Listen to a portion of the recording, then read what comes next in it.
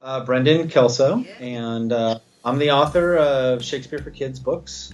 I've written 20 books and actually launched my 20th book today. Most of them, they're basically, um, I take Shakespeare's plays, I truncate them down to 15, 20-minute melodramatic, fun, engaging renditions, and they're sold all around the world and used in classrooms and homeschool classes and literally all over the world.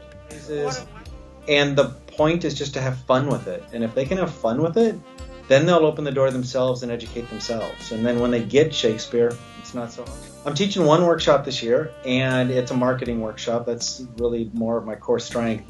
And the workshop is about identifying your brand, identifying your book elevator pitch, so you can meet someone really quick, tell them who you are, what you're about, identifying who your customer is, identifying your market, and ways to find your customers. And really it's about branding your book. I mean, you shouldn't judge a book by its cover, but people judge a book by their cover. And so how that book looks and feels and where your name is placed and the title of it, that's all very critical. And so this can be for someone who wants to rebrand their books. This is for someone who's starting out. This is, if you're going to do a series, this is really critical because you have to think really a number of books down the road when you identify your brand and your message. And it's about identifying your possible logo, but what are your brand and brands? Because your brand could be your name, your brand could be the name of your main character, the brand could be the name of the series of your books, and so on and so forth. So everybody's got a unique and different one, different type of brand, and we're going to identify what that is. It's a very hands-on, useful tool that will hopefully yield great results for you when we're done. Well, thank you. That sounds wonderful. Brendan, why should someone come to a writers' conference? It's the best part about the writers' conference is the inspiration.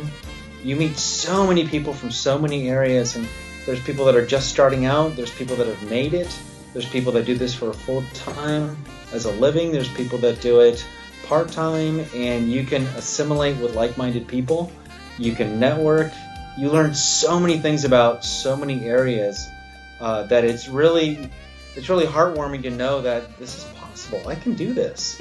And that's one of the things that's so lovely about the Writers' Conference.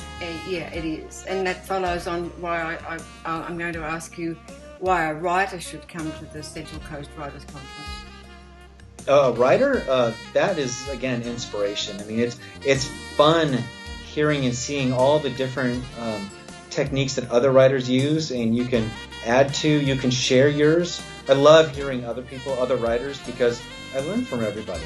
And someone's going to be able to learn and improve their skill. And there's always somebody here who's done something that you haven't, especially if you're a self-publisher, because that world is changing all the time. And there's so many different avenues and ways to approach writing. And even if you're traditional with a publisher, you need to know what the process is and all the different aspects so you can be educated when talking to your publisher. Indeed. Well, thank you. One last question. Tell us about your scribe tribe. My scribe tribe, I would say that I am a playwright. Being that I have 20 books, I have actually 4 authors that work for me. And so we all write together. I also, part of my scribe tribe are my directors that direct the plays that I do. They are the kids that perform the plays. And a part of my actual process is I take my new cuts of my next book and I will send them out to all the directors I know around the world, a lot of the kids that have performed my plays multiple times, and I get their feedback. And amazingly enough, I have one new author who's 14 years old. Oh, wonderful.